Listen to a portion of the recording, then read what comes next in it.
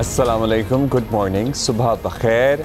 नया साल, नया दिन, नया सूरज तुलू हो गया है। 2025 रुखसत हुआ है और आज इस नए साल की पहली सुबह हम आपको मुबारकबाद भी देंगे, हैप्पी न्यू ईयर भी कहेंगे।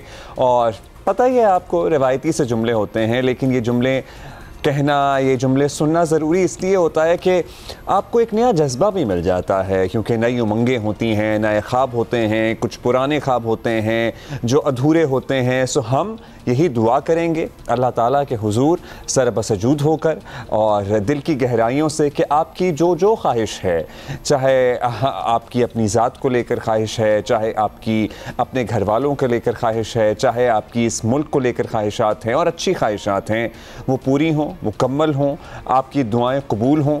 और गुज़श्ता साल आपको पता है बहुत से मौक़ों और बहुत से जैसे कहते हैं ना माइलस्टोन्स की वजह से पाकिस्तान के लिए अहम रहा है, लेकिन उसमें सबसे अहम बात मारका हक़ में पाकिस्तान की फ़तह थी, लेकिन एक मारका मईशत भी है। और हम सब मिलकर इस बात के लिए तो ज़रूर दुआ करें कि अल्लाह ताला पाकिस्तान की माशी मुश्किलात हल करे और हमारे हुक्मरानों को ये तौफ़ीक़ दे और हमारे नसीब में बेहतरी करे कि वो पाकिस्तान की लिटरली आम आदमी की जो मुश्किलात हैं उसको हल करने के लिए मज़ीद कोशिश करें, मज़ीद कोशा रहें। और कराची वाले खुसूसी इस बात के लिए दुआ करें कि इस शहर की सड़कें बन जाएं, इस शहर में पानी मैसर आ जाए और ये शहर खूबसूरत लगना शुरू हो जाए। हमें बहुत अज़ीज़ है, दिलो जान से अज़ीज़ है, लेकिन ज़ाहिर है इस शहर के बहुत मसाइल हैं। हमें खुशी हुई थी कल डबल डेकर बसेस देखकर, लेकिन yes, a lot is yet to be done. अच्छा, नया साल है, नया दिन है। अच्छा, हुमा का तो जिक्र करना ज़रूरी है, बस वो एक दिन की रुखसत पे हैं।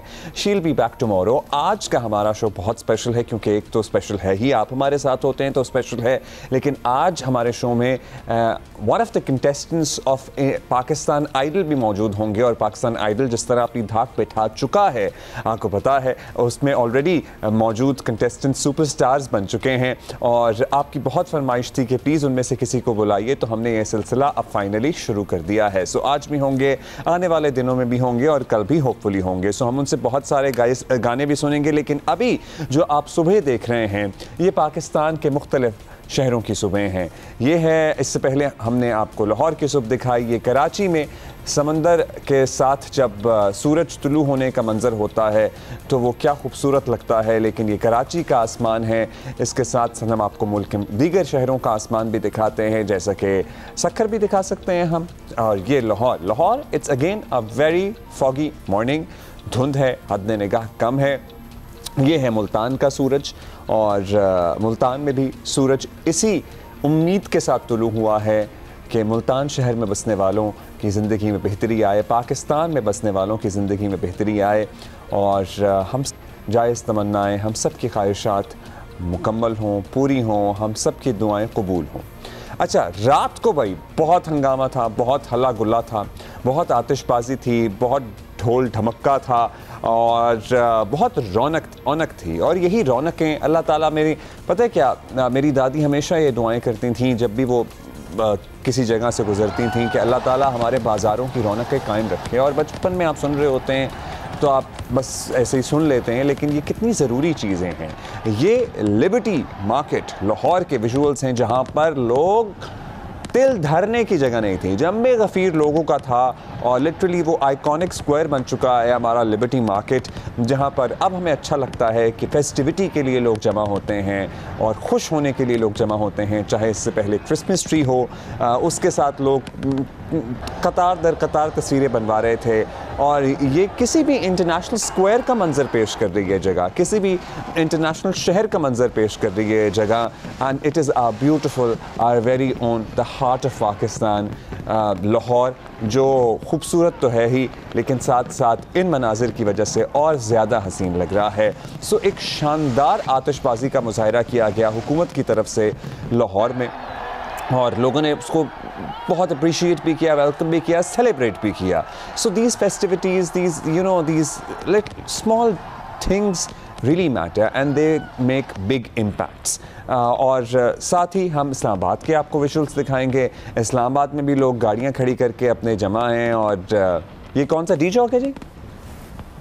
शाहीन चौक है जी, शाहीन चौक है और लोग जमा हैं और लोग आतिशबाजी के विजुअल से लुत्फ़अंदोज़ हो रहे हैं और रंग और नूर और रोशनी आसमान पे बिखर रही है and people are having the time of their you know. एक अच्छा बच्चे बहुत इसमें एक्साइटेड होते हैं, मुंतज़र होते हैं।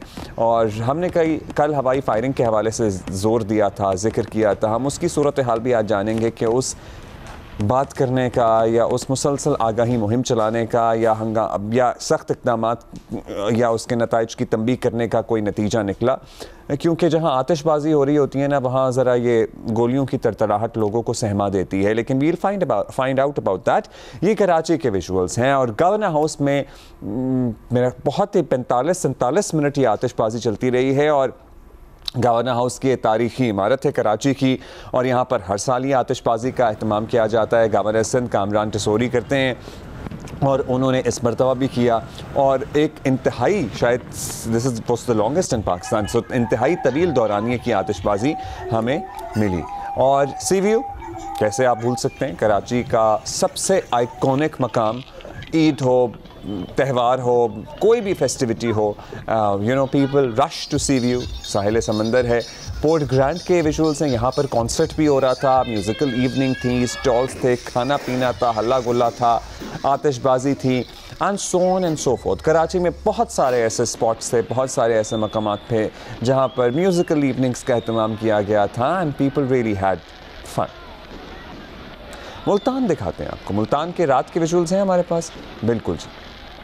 रात के ये मुल्तान के विजुअल्स हैं जहाँ आतिशबाजी थी, लोग सेलिब्रेट कर रहे थे। बहुत सारे लोग अपनी घरों की छतों पे आतिशबाजी का अहतमाम करते हैं, सो you know that is also a thing. Faisalabad के विजुअल्स भी आप देखें एंड मुझे कल कुछ और विजुअल्स बहुत अच्छे लगे, सक्खर के विजुअल्स भी, सक्खर के रात के विजुअल्स भी आप दिखाएं एंड द आइकॉनिक ब्रिज और क्या खूबसूरत वो लगता है वैसे भी और इस तरह भी। बट नेक्स्ट टाइम मैं कहता हूँ जिस तरह वो बिल्डिंग्स के ऊपर या सिडनी हार्बर ब्रिज के ऊपर इंस्टॉल करते हैं ना बाकायदा fireworks, I don't know you know what can be the technicalities of it, but ये ब्रिज के पस मंज़र में आतिशबाजी होती है भी बहुत हसीन लग रही है। लेकिन आप उस तरह से ब्रिज के ऊपर इंस्टॉल करें so that when they shoot तो वो ब्रिज में से निकलें सारी चीज़ें and you know they make another impact. But one of the most stunning visuals from Pakistan also came from Sakhar, Sindh. उसके बाद दुनिया भर आपको क्या स्टनिंग विजुअल्स आ रहे थे, जो आइकॉनिक मकामात हैं। न्यूजीलैंड ऑकलैंड सबसे पहले आपको पता है यहाँ होता है, उसके बाद जो है ये आइकॉनिक टावर है और यहाँ पे आतिशबाजी का शानदार मुजाहरा, फिर सिडनी हार्बर ब्रिज, फिर हमारा नज़दीक तरीन दुबई और वहाँ पे भी मतलब तिल धरने की जगह नहीं होती। ये सिडनी हार्बर ब्रिज के आप विजुअल्स देख लें। अच्छा, इन आइकॉनिक मकामात पे अगर आपने जाना है ना, देखना है, या लंदन आए हो गई, या ये हो गया, या ऑकलैंड हो गया, या दुबई का बुर्ज खलीफा हो गया, यहाँ पे आपको लिटरली सुबह अपने लिए स्पॉट तलाश करना पड़ेगा। बाज़ रेस्टोरेंट्स वगैरह दुबई वगैरह में जो मौजूद हैं वो बहुत ही एक्सपेंसिव टेबल्स देते हैं फॉर व्यूज़, बट 5-5 किलोमीटर तक गाड़ी नहीं आप लेके जा सकते, मतलब जो गाड़ी ले जाने की जगह भी होती हैं और लोग बस बैठे होते हैं, लोग घंटों पहले बैठे होते हैं। सो ये बड़ा मुश्किल काम है लाइव इस तरह से आतिशबाजी को विटनेस करना। सो हम आपको उसके लिए हम आपके लिए वो आसान बनाते हैं। इससे पहले सियोल के कोरिया के मनाजिर थे, ये बीजिंग के विजुअल्स थे, कल रात भी हमने देखे। और म्यूज़िकल एक प्रॉपर इनका एक कल्चरल सा एक रिवायती ड्रम बैंड था, वो बजा रहा था and there were people and there were fireworks and what not. Burj Khalifa दिखा दिया आपने, ये क्या है जी? हांगकांग के विजुअल्स भी आप देखें, लेज़र लाइट शो होता है और क्या खूबसूरत स्काईलाइन है हांगकांग की भी। और वहाँ भी नए साल को खुशामदीद कहा गया है, वेलकम किया गया है। ताइवान का अपना एक सीन था, वहाँ भी कॉन्सर्ट था, फायरवर्क्स थे, फेस्टिविटी थी and there were people in great numbers. भाई दुबई आ गया, और ये one of the most iconic fireworks in the world होते हैं दुबई के बुर्ज खलीफा के, और पूरी वो नंबरिंग चल रही होती है। एंड मतलब लाखों लोग, कहना चाहिए कि लाखों लोग इस 5 किलोमीटर के रेडियस में मौजूद होते हैं। और बस जहाँ सड़क किनारे, फुटपाथ, बिल्डिंग के नीचे कहीं भी आपको जगह मिलती है, आप घंटों पहले जाके बैठ जाते हैं और बस इंतज़ार करते हैं इस लम्हे का। केनिया के visuals very nice, very interesting. So ये आप देखिए जी, नैरोबी। और हम दिखाएं ज़रा, ये कौन सा है जी? फ्रांस। स्टनिंग आईफल टावर, और क्या खूबसूरत रोशनियाँ साइड में भी हमें नज़र आ रही हैं। और या this is France. So the visuals are stunning. London नहीं, लंदन आ गया भाई, Big Ben, and then the iconic London Eye. अच्छा, अब ज़रा हम उस बात पे वापस आते हैं कि क्या इम्पैक्ट हुआ सब लोगों के समझाने का, इक़दामात करने का, आगाही मुहिम चलाने का। क्या इस दफ़ा हवाई फायरिंग के वाक़यात कम रिपोर्ट हुए? क्या उसके नतीजे में कोई ज़ख्मी हुआ? खुदा न खास्ता कोई जानी नुकसान तो नहीं हुआ? We'll find out about it. अमन, इस्तेहकाम, खुशहाली और उम्मीदों के साथ दुनिया के कई ममालिक में साल नौ का आगाज़ हो चुका है। आपको पता है, हमने भी हमारे मुख्तलिफ़ शहरों से जो नए साल के लिए लोगों की दुआएं थी, तमन्नाएं थी, और सूरज तुलू हो रहा था, वो भी आपको दिखा दिया, शेयर कर दिया। अच्छा, क्विकली हम आपको ये तो बताना भूल ही गए, एक खुशखबरी से ही शुरू कर लेते हैं, फिर हमारे साथी भी होंगे कि नए साल की खुशी में हुकूमत ने कुछ पेट्रोलियम मसनूआत की कीमतें भी कम कर दी हैं भाई। और पेट्रोल की कीमतों में बड़ा रिलीफ मिला है। फ़ी लीटर पेट्रोल 10 रुपये 28 पैसे सस्ता हुआ है, और डीजल की कीमत में 8 रुपये 57 पैसे का इजाफा हुआ है। So this is a big relief certainly. अब होपफुली ये कुछ अरसे तक कायम भी रहे और इसके बाद आकर के पेट्रोल की कीमत इसी लेवल पे ये सुपर ना ले जाए। लेकिन ज़ाहिर है आलमी मंडी, आलमी मार्केट ही तय करती है, हमारे यहाँ भी लेविस कम नहीं है। So this is a good news at the start of this new year.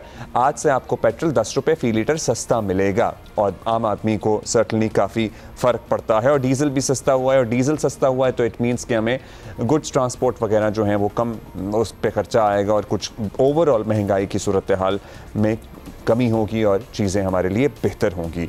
नया साल होता है ना, तो आपको पुरुम्मीद रहने का दिल करता है। खैर, अभी हम कराची चलते हैं और राहील सलमान हमारे साथ ही मौजूद हैं, उनसे मालूम करते हैं। राहील, बताइएगा, रात की हमने फेस्टिविटीज़ दिखा दी, सूरज जो सुबह तुलू हुआ कराची में वो भी दिखा दिया। अब हमें रात का अदरवाइज़ अहवाल बताइए। अमन व अमान की सूरत हाल कैसी रही? हवाई फायरिंग के कितने वाक़यात हुए? क्या कोई गिरफ्तारी हुई? कितने अफराद ज़ख्मी हुए? क्या पिछले सालों की निस्बतन इस दफ़ा बेहतर माहौल रहा specifically when it comes to aerial firing? जी अब्दुल्ला, जो रात भर सूरत हाल थी तो उसमें इस शहर में शायद ही कभी कोई ऐसा न्यू ईयर का इवेंट रहा हो कि जब हवाई फायरिंग ना हुई हो। गुज़श्ता रात भी यही सूरत हाल थी शहर भर में। शहर के कुछ ही इलाके थे जहाँ पर फायरिंग नहीं हुई। जो अब तक रिपोर्ट हो चुके हैं, अब तक 27 अफराद मुख्तलिफ अस्पतालों में ज़ख्मी लाए जा चुके हैं। रेस्क्यू काम के मुताबिक उनमें ख़वातीन और बच्चियाँ भी शामिल हैं। तो मजमूई तौर पर इस वक्त मुख्तलिफ अस्पताल, जो शहर के 3 बड़े अस्पताल हैं, जिन्ना, सिविल और अब्बासी, उसमें 27 अफराद रिपोर्ट हुए, जबकि अभी ये डेटा मज़ीद कलेक्ट होना बाकी भी है। हमारी बात कहाँ से आ रहे हैं? मतलब हम कोई आइडेंटिफाई कर सकें ये 27 अफराद, मतलब किस इलाके में, शहर के किस ज़िले में ज़्यादा इस तरह के केसेस हुए हैं, ताकि फिर उन लोगों को अकाउंटेबल भी ठहराया जा सके ना। उस ज़िले का जो करता धरता है, जो एसपी हैं, जो एएसपी हैं, जो डीएसपी हैं, जो डीआईजी हैं, they should also be held responsible for it. Exactly ऐसा ही है कि जब पुलिस ने भी इस सिलसिले में कार्रवाई की है। शहर के मुख्तलिफ इलाके, गुलबर्ग का इलाका है, लियारी, आज़म बस्ती, चैनीसर गोट, गुलिस्तान जौहर, और इसके अलावा शहर के दीगर इलाके जहाँ पर फायरिंग के वाक़यात रिपोर्ट हुए, तो वहीं पर ही पुलिस ने भी FIRs की, और अब तक जो 55 से ज़ायद अफराद जो वो गिरफ्तार किए गए, जिनके खिलाफ 324 जो पाकिस्तान पैनल कोड की सेक्शन है 324 इक़दाम कत्ल, अटैम्प्ट टू मर्डर की ये सेक्शन है, उसके तहत मुकदमा दर्ज किए गए। पुलिस ने ये पहले ही अनाउंस कर दिया था। अव्वल तो सबसे पहले तो जो वो अवेयरनेस अवेयरनेस कैंपेन चलाई गई कि हवाई फायरिंग ना करें शहरी, लेकिन उसके बावजूद हवाई फायरिंग के वाक़यात जो है वो ऑलमोस्ट पिछले साल की तरह उतने ही है। पिछले साल भी 28 अफराद ज़ख्मी हुए थे और अभी भी 27 अफराद तो रिपोर्ट हो चुके हैं।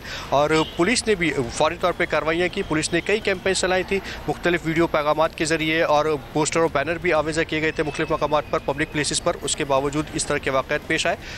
अरशा IG कराची, जो कि 31 दिसंबर तक अरशा IG कराची थे, जावेद आलम ओडो, अब वो IG सिंध हो चुके हैं। उन्होंने भी अपने वीडियो पैगाम में शहरों से अपील की थी कि शहरी जो है वो इस न्यू ईयर नाइट के मौके पर हवाई फायरिंग ना करें, उससे शहरों का ही नुकसान होता है। गोली जब हवाई फायरिंग की सूरत में जाती है तो वापस भी पलट कर आती है, जिससे कोई ना कोई 27 अफराद ज़ख्मी हैं, मुख्तलिफ अस्पतालों में ज़ेर इलाज हैं। कुछ बताया अस्पताल ज़राए आपको कंफर्म कर रहे हैं, मतलब आधे स्टेबल, किसी की हालत तशवीशनाक तो नहीं है? जी बिल्कुल, जो ज़ख्मी है वो तमाम के तमाम स्टेबल हैं। अब सिर्फ एक बच्ची है जो कि कोरंगी से आई थी, उसकी हालत थोड़ी सी तशवीशनाक है, लेकिन डॉक्टर्स उसको कोशिश कर रहे हैं कि जल्द से जल्द उसको रिकवर कराया जा सके। जबकि पुलिस हुक्काम से हमारी बात हुई तो ये बताते हैं कि अब तक 55 से ज़ायद अफराद गिरफ्तार हो चुके हैं, जिनके खिलाफ मुकदमात भी दर्ज हो चुके हैं। और इस सिलसिले में एक बड़ी अवेयरनेस कैंपेन भी चलाई गई थी, लेकिन पिछले साल जो है वो 28 अफराद ज़ख्मी हुए थे, उससे पिछले साल कुछ कम हुए थे। लेकिन 2023 जो हमें doctor Sumaiya Tariq police station बताते हैं कि 2023 में सबसे ज़्यादा 40 अफराद ज़ख्मी लाए गए थे। उसके बाद गुज़श्ता 2 सालों में कुछ बेहतरी, कुछ कमी ज़रूर आई है, लेकिन उसके बावजूद हवाई फायरिंग जो है मुकम्मल तौर पर नहीं रुकती। पुलिस ने कैंपेन चलाई, भरपूर कैंपेन चलाई, लेकिन फिर भी इस किस्म के वाक़यात पेश आए, कानून हरकत में आया। मुख्तलिफ उसमें जो है वो जो सेफ सिटी प्रोजेक्ट की गाड़ियाँ थी उनको भी इसमें यूज़ किया गया, ड्रोन कैमरे यूज़ किए गए, जिसकी वजह से कुछ बेहतरी हमें ज़रूर देखने में आई कि गुज़श्ता 2 सालों में जो है वो कुछ बेहतरी नज़र आ रही है। जिस तरह से 2023 में 40 अफराद रिपोर्ट हुए थे और अब जो है वो 27 अफराद रिपोर्ट हुए, तो अगर कंपेयर करें तो कुछ ना कुछ बेहतरी है। लेकिन इस किस्म के वाक़यात रुकने चाहिए। शहरियों को खुद भी एहसास ज़िम्मेदारी करना चाहिए कि उनकी जो हवाई फायरिंग है वो किसी न किसी के लिए जानलेवा होती है। उनकी चंद लम्हों की खुशी तो ज़रूर होती है, लेकिन उसका नुकसान जो है वो बहुत बड़ा हो जाता है। इसमें सबसे ज़्यादा जो शहरियों को एहसास ज़िम्मेदारी करना पड़ेगा। ज़ाहिर है राहील, बहुत शुक्रिया आपका। बट अगेन 27 अफराद ज़ख्मी हुए, जिसमें बच्चे भी शामिल हैं, ख़वातीन भी, आपकी हालत ज़रा सीरियस भी है। इससे क्या हासिल हुआ? ये 2 मिनट आपने अपने शुगल के लिए, अपने फ़न के लिए, अपनी वैसे क्या एंटरटेनमेंट है गोली चलाने में? गोली चलाना भी कोई एंटरटेनिंग काम है? मतलब आप हवाई फायरिंग कर रहे हैं और ये आपको पता है ना बात कि जब गोली ऊपर जाएगी वो नीचे भी आएगी, लोगों को लगेगी, ज़ख्मी करेगी, और वही हुआ। 27 अफराद ज़ख्मी हुए। और अभी भी मज़ीद डेटा कलेक्ट किया जा रहा है। ये तो सिर्फ कराची के नंबर्स हैं। अच्छा जी, अभी हम आगे बढ़ेंगे और कुछ नए साल में हम पाकिस्तान के लिए क्या एक्सपेक्ट करें, क्या चैलेंजेस हमारे सामने आ सकते हैं, हमने किस तरह उससे नबर्द आज़मा होना है। वक्त चलता रहता है, दिन महीनों में, साल सदियों में तब्दील हो जाते हैं, लेकिन कुछ साल वाकई ऐसे होते हैं जो अपने पीछे अनमिट नकूश छोड़ते हैं। साल 2025 भी एक ऐसा ही साल था पाकिस्तान के लिए। पाकिस्तान ने कई कामयाबियाँ हासिल की हैं, लेकिन साथ ही साथ मुल्क को मौसमियाती चैलेंजेस का सामना रहा, सियासी कशमकश के बड़े इम्तहानात भी रहे। मुल्क के सबसे बड़े सूबे को बदतरीन सैलाब का सामना करना पड़ा। 26वीं 27वीं आईनी तरामीम भी आ गई, जिसे अदालती ढांचे में बड़ी तब्दीली के तौर पर देखा गया। बहुत सीरियस सवालात भी लोगों ने उन पर उठाए। सियासी महाज पर बानी PTI को तोशाखाना केस में 17 साल कैद की सज़ा सुना दी गई। पाकिस्तान को भारतीय जहरीत का सामना करना पड़ा। It was a very tough year as well, जिसमें पाकिस्तान ने दुश्मन के 7 तैयारे तबाह करके वाज़े तौर पर भारत पर अस्करी और सिफारती बरतरी हासिल की। दुनिया ने माना। जनरल आसिम मुनीर को फील्ड मार्शल के ओहदे पर फाइज कर दिया गया, जो कि गैर मामूली वाक़या भी था। साबिक DG ISI जनरल रजात फैज़ हमीद के खिलाफ कोर्ट मार्शल की कार्रवाई हुई, जिसने ग्लोबल न्यूज़ बनाई। और जैसा कि हम आपको पहले भी बताते रहे हैं और अभी भी बता रहे हैं कि वक्त कभी हाल पर नहीं ठहरता। अब हम अगले साल में दाखिल हो गए हैं, लेकिन पाकिस्तान के सामने सियासी, माशी, अस्करी महाज पर बहुत पहाड़ जैसे चैलेंजेस मौजूद हैं। मौजूदा हालात को देखते हुए 2026 में पाकिस्तान के लिए सबसे बड़ा चैलेंज क्या होगा, हमने मुख्तलिफ तज्ज़ियाकारों के सामने यही सवाल रखा है। शुरू करते हैं उनसे बातचीत। साल 2026 पाकिस्तान के लिए सबसे बड़ा चैलेंज क्या हो सकता है, क्या होगा? सबसे पहले किससे बात करें जी? हम हामिद मीर साहब के पास ही जाएंगे। ज़ाहिर सीनियर हैं, हमारे दोस्त हैं, बहुत शफीक हैं। मीर साहब बताइए, आपका तजर्बा, आप दहाइयों से इस काम से मुंसलिक हैं, क्या लगता है आपको, how would 2026 be for Pakistan? सबसे पहले तो आप सबको नया साल मुबारक हो। और इस नए साल में पाकिस्तान के लिए जो सबसे बड़ा चैलेंज होगा वो ये होगा कि पाकिस्तान में सियासी इस्तेहकाम पैदा होता है या नहीं होता, क्योंकि सियासी इस्तेहकाम का बहुत गहरा ताल्लुक़ है मुआशी इस्तेहकाम के साथ। तो 2025 में हम डिफ़ॉल्ट के ख़तरे से तो निकल गए, लेकिन अभी तक हम IMF से कर्ज़े ले लेकर अपनी इकॉनमी को चला रहे हैं। और इस हकीकत में कोई शक नहीं है कि पाकिस्तान के जो फ़ॉरेन एक्सचेंज रिज़र्व्स हैं उनमें काफ़ी इजाफ़ा हुआ है। लेकिन जो इस वक्त 2026 में मुझे टारगेट नज़र आ रहा है, जो हुकूमती ज़राए बता रहे हैं जी कि टारगेट क्या है, तो वो कहते हैं जी हमने कम से कम 60-65 अरब डॉलर तक ले जाना है अपने फ़ॉरेन एक्सचेंज रिज़र्व्स को। तो ये 60-65 अरब डॉलर्स तक उसी वक्त जाएगा जब पाकिस्तान में फ़ॉरेन इन्वेस्टमेंट आएगी। और फ़ॉरेन इन्वेस्टमेंट सिर्फ उसी सूरत में आ सकती है कि अगर पाकिस्तान में जो इकनॉमिक स्टेबिलिटी है वो सिर्फ बयानात की हद तक नज़र ना आए, बल्कि एक अमली हकीकत के तौर पर भी नज़र आए। और इकनॉमिक स्टेबिलिटी उसी वक्त पैदा होगी जब पाकिस्तान में पॉलिटिकल स्टेबिलिटी होगी। अगर रोज़ाना पाकिस्तान में सड़कों पर मुजाहरे हो रहे होंगे और इंटरनेशनल मीडिया में ऐसी ख़बरें आएंगी कि जी पाकिस्तान में बड़ी इंस्टेबिलिटी है, और फिर एक और भी मसला है दहशतगर्दी का, और दहशतगर्दी भी अगर ख़त्म नहीं होती, उसका भी बहुत गहरा ताल्लुक़ है सियासी इस्तेहकाम के साथ, तो फिर मुआशी इस्तेहकाम नहीं आएगा। ये भी एक हकीकत है कि 2025 जो है वो दहशतगर्दों के लिए बहुत बदतरीन साल था। 2025 में पाकिस्तान की सिक्योरिटी फोर्सेस ने रिकॉर्ड नंबर्स में दहशतगर्दों को ख़त्म किया है। लेकिन 2026 में भी अगर आपने स्टेबिलिटी लेके आनी है तो जो दहशतगर्दी है उसको भी ख़त्म करना होगा, क्योंकि जब तक दहशतगर्दी ख़त्म नहीं होगी तो पाकिस्तान में फ़ॉरेन इन्वेस्टमेंट नहीं आ सकती। और इसके अलावा एक और भी इशू है, वो है उसका भी बहुत गहरा ताल्लुक़ है इकनॉमिक स्टेबिलिटी के साथ, और वो है ह्यूमन राइट्स वायलेशंस। अभी थोड़े दिन पहले जो यूरोपीय यूनियन का एक मॉनिटरिंग मिशन आया हुआ था, जो कि GSP प्लस स्टेटस है पाकिस्तान का, उसके बारे में उसने अपनी एक रिपोर्ट सबमिट करनी थी। और पाकिस्तान का जो स्टेटस है, GSP प्लस स्टेटस है, ये अंडर रिव्यू है, और 2027 में यूरोपीय यूनियन ने फ़ैसला करना है। पाकिस्तान की ज़्यादातर जो एक्सपोर्ट्स हैं वो यूरोपीय यूनियन को जाती हैं। तो अगर हमने ये GSP प्लस स्टेटस को बरकरार रखना है तो हमें जो ह्यूमन राइट्स वायलेशंस हैं उस पर भी काबू पाना है। तो ये ह्यूमन राइट्स वायलेशंस उसी वक्त कम हो सकती हैं, ख़त्म हो सकती हैं जब पाकिस्तान में पॉलिटिकल स्टेबिलिटी आएगी। तो 2026 का जो सबसे बड़ा चैलेंज है पाकिस्तान के लिए वो है पॉलिटिकल स्टेबिलिटी, और पॉलिटिकल स्टेबिलिटी उसी वक्त आएगी जब पाकिस्तान में आइन और कानून की हुक्मरानी कायम होगी। तो आप कह रहे हैं कि जी पॉलिटिकल स्टेबिलिटी, फिर law and order, counter terrorism, ज़ाहिर दहशतगर्दी का ख़ात्मा हो।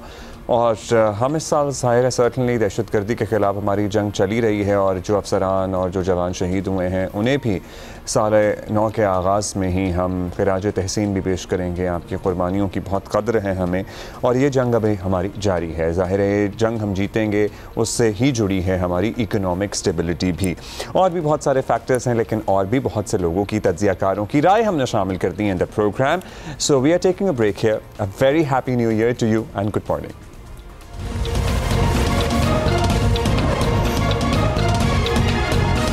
वेलकम बैक जी, गुड मॉर्निंग वंस अगेन। और सियासी स्टेबिलिटी की हम बात कर रहे थे। ज़ाहिर है उससे बहुत सारे मामलात किसी भी मुल्क के जुड़े हुए होते हैं। 2025 में तहरीक इंसाफ के लिए हर लिहाज से ये एक मुश्किल साल साबित हुआ है। क्या आने वाले साल में इनकी मुश्किलात कम होंगी? ये बड़ा अहम सवाल है। कुछ केसेस के फैसले भी हुए हैं, आपको पता है, फिर इनके मेंबरान नाअहल भी हुए, अपोजिशन लीडर्स तक फारिग हो गए। बैरूनी हालात अपनी जगह, लेकिन अंदरूनी इख्तलाफात ने पार्टी को किसी एक ठोस हिकमत अमली पर, मुत्तफ़िक़ा फैसले पर आने नहीं दिया। मतलब इसी साल इनके वज़ीर आला की भी छुट्टी हो गई, खैबर पख्तूनख्वा के नए वज़ीर आला भी आ गए। अब नौबत यहाँ तक पहुँच चुकी है कि इलेक्शन के शुरू में या साल के शुरू में इमरान खान को वज़ीर आज़म बनाने का मुतालबा करने वाली पार्टी मानी से मुलाकात के लिए मिन्नत समाजत पर मजबूर है। चेयरमैन तहरीक इंसाफ गौहर अली खान को 2 दिन पहले एतराफ़ करना पड़ा कि हालात यहाँ तक लाने में दूसरों के साथ अपनों का भी हाथ है।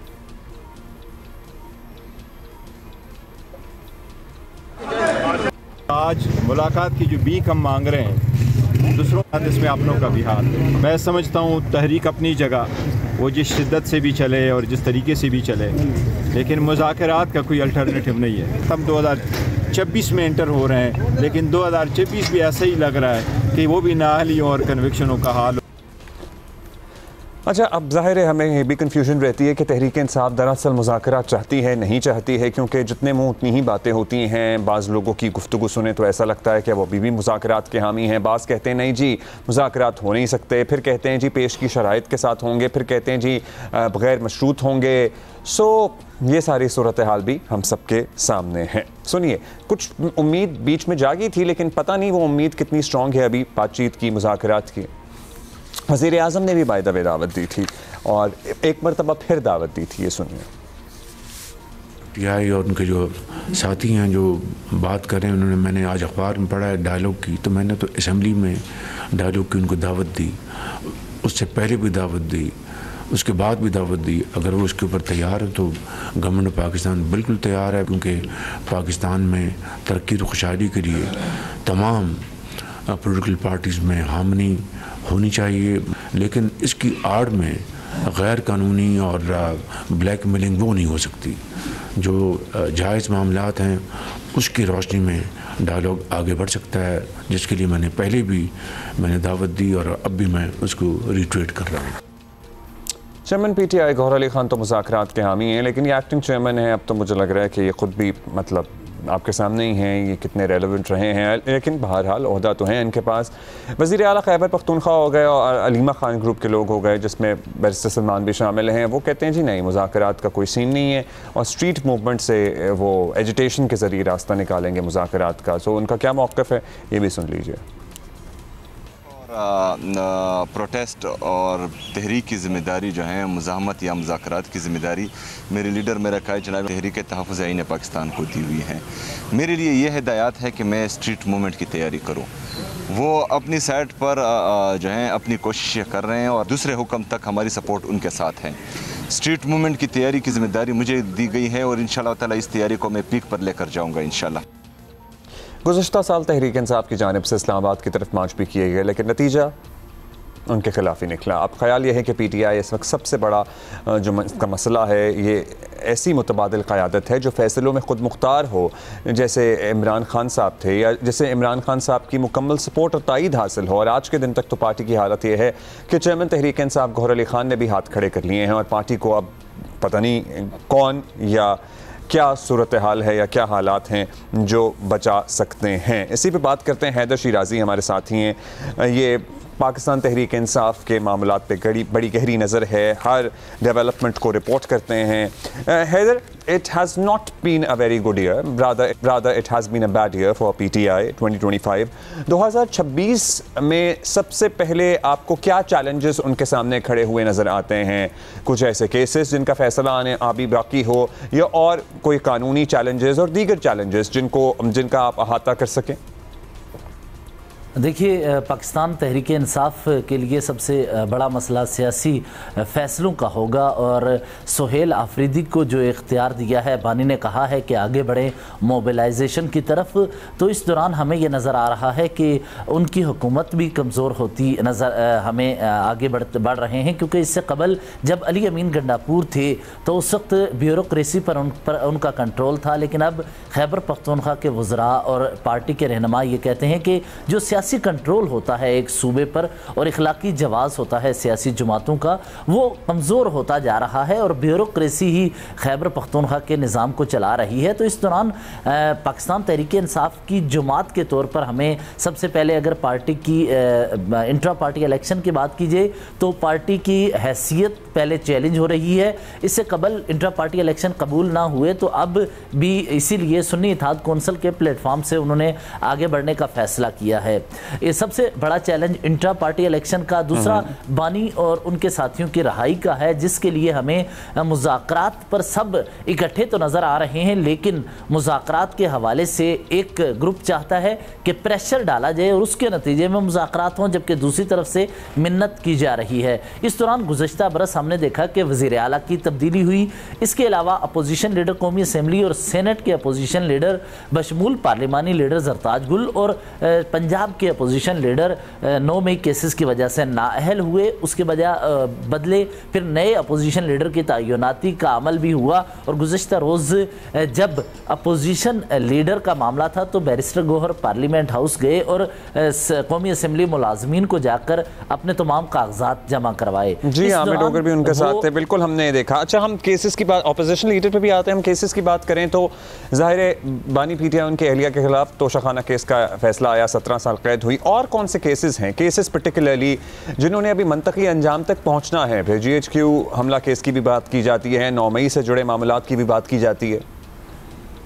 देखिए, बानी पीटीआई पर मुतअद्दिद केसेस हैं, उसमें 9 मई का केस है, GHQ हमला केस है, उसके अलावा 26 नवंबर तक जो एहतजाज की कॉल्स दी जाती रहीं उनको भी इन दरख्वास्तों में या FIRs में फ्रीक बनाया हुआ है। इस सिलसिले में अब जो संजानी का केस है, इस पर PTI के मेंबरान कौमी असम्बली और सेनेट के ख़िलाफ़ अब इसी माह जो है जनवरी में ही वो फ़र्द जुर्म आयद होनी है, तो उनको मुतअद्दिद दीगर केसेस में रखा गया है। तोशाखाना 2 केस में जब इसकी इब्तदा हुई थी तो उससे कबल इद्दत केस में बानी पीटीआई के हवाले से फैसला आया था, उसमें बरी हुए तो फ़ौरन तोशाखाना 2 केस उन पर शुरू कर दिया गया था। तो लगता यह है कि केसेस से उनकी जान इस बरस भी नहीं छूटेगी, जिसका जिक्र बैरिस्टर गौहर ने भी किया है। लेकिन अपोजिशन इत्तेहाद की तरफ इस वक्त सब की नज़रें हैं कि वो क्या फ़ैसला लेती है, क्योंकि गुज़श्ता शब जब अलीमा खान और उनके वर्कर्स पर अडियाला जेल के बाहर वाटर कैनन का इस्तेमाल हुआ तो वो ये समझ रहे थे कहीं ऐसा ना हो कि जिस वक्त इसाक डार और शाह महमूद कुरैशी और ये वफ्द PDM का आपस में मुज़ाकरात कर रहा था तो परवेज़ इलाही के घर पर जिस तरह क्रैकडाउन हुआ था, इस तरह ये ना हो कि हम मुज़ाकरात की तरफ बढ़ रहे हो, पीछे अचानक ऐसा कोई इवेंट हो जाए। दूसरी तरफ हमें ज़ाहिर अपोजिशन इत्तेहाद तो ज़ाहिर इत्तेहाद की ही अगर बात कर लें, लेकिन PTI का खुद मुत्तहिद होना भी तो बड़ा ज़रूरी है ना। एक क्लियर कट डिवीज़न हमें नज़र आ रही है। अभी हमने गुफ्तगू सुनवाई भी बैरिस्टर गौहर की, वो कह रहे हैं कि जी हमारे जो हालात हैं उसमें दूसरों के साथ साथ हमारे अपनों का भी बड़ा हाथ है। और जब अपोजिशन इत्तेहाद गैर मशरूत मुज़ाकरात की बात करता है तो वहीं खैबर पख्तूनख्वा से आवाज़ें आती हैं, उनके स्पोक्स पर्सन कहते हैं और उनके इंफॉर्मेशन मिनिस्टर और जो भी हैं वो कहते हैं कि गैर मशरूत मुज़ाकरात नहीं होंगे, मशरूत मुज़ाकरात होंगे। सो ये जो डिविजन्स हैं ये कहीं सॉर्ट आउट होती हुई, आपको रिजॉल्व होती हुई नज़र आ रही हैं? देखिए, ये उभाम दूर करने के लिए ही अपोजिशन इत्तेहाद की क़यादत भी चाहती है कि खुलकर बात की जाए। इस सिलसिले में PTI के रहनुमा पार्लिमानी कमेटियों में और मुख्तलिफ इजलासों में बार बार कहते हैं हमें हर सूरत मुज़ाकरात में जाना चाहिए, लेकिन जब वो पब्लिक में आते हैं तो कहते हैं कि हम मुज़ाकरात नहीं कर सकते, हम मुज़ाहमत करेंगे। और इसी सिलसिले में सोहेल आफरीदी भी आगे बढ़े। तो ये जो उनकी पोजीशन है, इसमें ये क्लियरिटी के लिए यहाँ अपोजिशन इत्तेहाद की क़यादत भी चाहती है कि ये वाज़े मौक़िफ़ हो। और दूसरी जानिब अगर बैरिस्टर खैबर पख्तूनख्वा के तर्जुमान शफ़ी जान की हम बात कर लेते हैं। शफ़ी जान ये कहते हैं कि जी नहीं, गैर मशरूत मुज़ाकरात नहीं हो सकते। फिर अपोजिशन इत्तेहाद ये कहता है कि जी हमने तो ये वाली शराइत रखी नहीं है, हम पहले बातचीत शुरू करना चाहते हैं। तो PTI और अपोजिशन इत्तेहाद के दरमियान कितनी हम आहंगी आपको एट दिस पॉइंट नज़र आ रही है? देखिए, PTI के हवाले से जिस तरह बैरिस्टर गौहर ने गुज़श्ता रोज़ एक जुमला कहा कि सोहेल आफरीदी ज़ाती हैसियत में लाहौर गए और पार्टी से उनकी कोई मुशावरत नहीं हुई। अब पार्टी PTI कौन सी है? बानी PTI महमूद खान अचकज़ई को पर एतमाद कर रहे हैं, जबकि दूसरी तरफ से वो कह रहे हैं कि आप सोहेल आफरीदी पूरे मुल्क का दौरा करें, और दूसरी तरफ बैरिस्टर गौहर कहते हैं कि पार्टी से उनकी मुशावरत नहीं। अब पार्टी को हमें अलग देखना होगा और बानी PTI और महमूद खान अचकज़ई को हमें अलग देखना होगा। क्या इस तरह आगे बढ़ा जा रहा है कि पार्टी की एक अलग लाइन ले ली जाए और दूसरी तरफ से अपोजिशन इत्तेहाद को कहा जाए आप मुज़ाकरात करें? इसी वजह से हुकूमत भी ये चाहती है कि ये उभाम दूर हो जाए, तभी मुज़ाकरात में हम कूदेंगे। क्योंकि PTI अगर इस मुज़ाकराती अमल से एक कदम पीछे हटा लेती है तो फिर क्योंकि हुकूमत और PTI के दरमियान इस वक्त इख्तलाफ सबसे बड़ा है, अगर वही सियासी जमात मुज़ाकराती अमल में वाज़े तौर पर शामिल नहीं होती तो फिर कुछ गेन नहीं किया जा सकता। इसीलिए ये चाहते हैं कि अच्छा, एक और चीज़ जो हुई वो ये हुई 2025 में कि मुलाकातों पर पाबंदी लग गई। अब मुलाकातें आपको इस साल बहाल होती हुई, मतलब साल ज़ाहिर है होपफुली साल तक तो बहाल हो ही जाएं, लेकिन इस साल के शुरू में आपको या फर्स्ट क्वार्टर में बहाल होती हुई नज़र आ रही हैं? जी, वफाकी वज़ीर की जानिब से कहा गया है कि 8 फरवरी तक मुलाकातें नहीं होगी। उनकी जानिब से तो ऑन रिकॉर्ड ये कह दिया। दूसरी जानिब बैरिस्टर गौहर ने कहा अपनों का भी किरदार है। अब सवाल ये पैदा होता है कि अपना कौन है। मैंने गुज़श्ता रोज़ उनसे एक्सप्लेन करें इस बात को, उनका इशारा किस तरफ था? उनका इशारा सलमान अकरम राजा की तरफ था और किसी और की तरफ था? किसकी तरफ था उनका इशारा? अब मैंने गुज़श्ता रोज़ उनसे पूछा था कि अलीमा खान हैं वो अपना, सलमान अकरम राजा, उन्होंने कोई जवाब ना दिया। अब दूसरी तरफ से हम अगर अदारों के अफराद की प्रेस कॉन्फ्रेंस देखें या राना सनाउल्लाह या ख्वाजा आसिफ या हुकूमती साइड के मौक़िफ़ को देखें तो वो ये कहते हैं कि ये जो अपना है यानी इमरान खान भी हो सकते हैं, बानी PTI, क्योंकि उनके मौक़िफ़ या बयानात या ट्वीट्स की वजह से मुलाकातें नहीं हो रही। तो बैरिस्टर गौहर कह रहे हैं कि अपने की वजह से, तो यहाँ पे बैरिस्टर गौहर को क्लियर पोजीशन करनी चाहिए कि अपना वो अलीमा खान है या बानी PTI जिसका इजहार हुकूमत कर रही है, उनकी वजह से मुलाकातें नहीं हो रही, क्योंकि उनके ट्वीट्स और उनके बयानात को लेकर ही मुलाकातें रोकी गई। और दूसरा ये कि अगर वो कोई अंदर बात करते हैं, स्टेटमेंट बहनों को देते हैं, तो क्या बहनें बाहर आकर वो बात क्लियर वाज़ेह पंजाब हुकूमत और खैबर पख्तूनख्वा के दरमियान क्या सीज़ फायर हो गया? क्योंकि इससे पहले भी हमने जो एक्सचेंज ऑफ वर्ड्स है ना, वो इंतहाई जैसे कहते हैं ना अखलाक से गिरी हुई गुफ्तगू हो रही है। चाहे इससे पहले हमने सुनी हो एक सूबाई वज़ीर की तरफ से, या फिर शफ़ी जान साहब की गुफ्तगू कल जो मंजर आम पर आई अज़मा बुखारी साहिबा से मुताल्लिक, वो भी बहुत ही मिसोजिनिस्ट थी और सेक्सिस्ट थी। सो वहाँ सीज़ फायर हुआ है या फिर वो अभी बयानबाजी चलती रहेगी? देखिए, मैं आपको एक बात बताऊं, PTI के संजीदा मरकज़ी रहनुमाओं से गुज़श्ता शब मेरी गुफ्तगू हुई इस सिलसिले में कि ये जो ज़बान इस्तेमाल की जा रही है उस पर क्या होगा।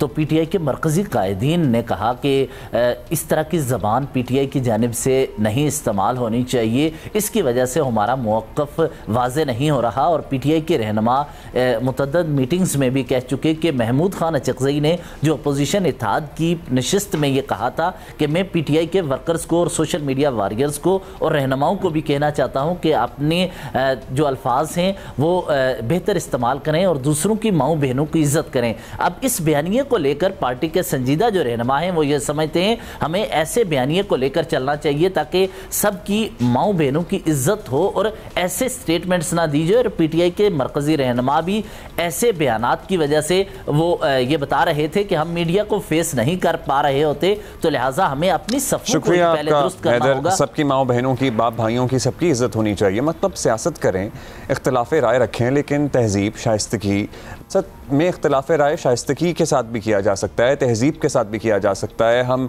इसी साल हमने सेनेटर इरफान सिद्दीकी साहब को भी खोया। मतलब वो कितना ही इख्तलाफ करते थे अपने सियासी मुखालिफिन के साथ, लेकिन कभी, मतलब ये जो सीनियर लोग होते हैं, बुज़ुर्ग ही हम उन्हें कहेंगे, बुज़ुर्ग सियासतदान थे, सहाफ़ी भी थे, मगर उनसे ये, इन लोगों से ये चीज़ें सीखिए कि किस तरह आप शाइस्तगी और अपने अखलाक में रहते हुए और उसका दामन हाथ ना छोड़ते हुए भी इख्तलाफ राय कर सकते हैं। सो या this is one thing that we should all try to learn and implement in 2026। अभी एक ब्रेक लेंगे, थोड़ी देर में वापस आएंगे।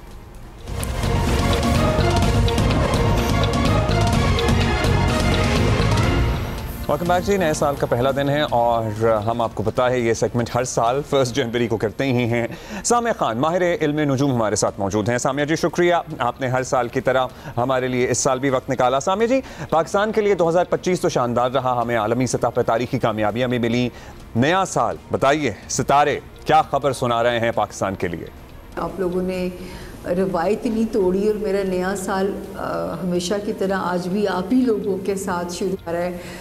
जियो के देखने वाले, जियो के सुनने वाले सबको अल्लाह करे कि नया साल हर घर में अमन सलामती की खबर लेके आए।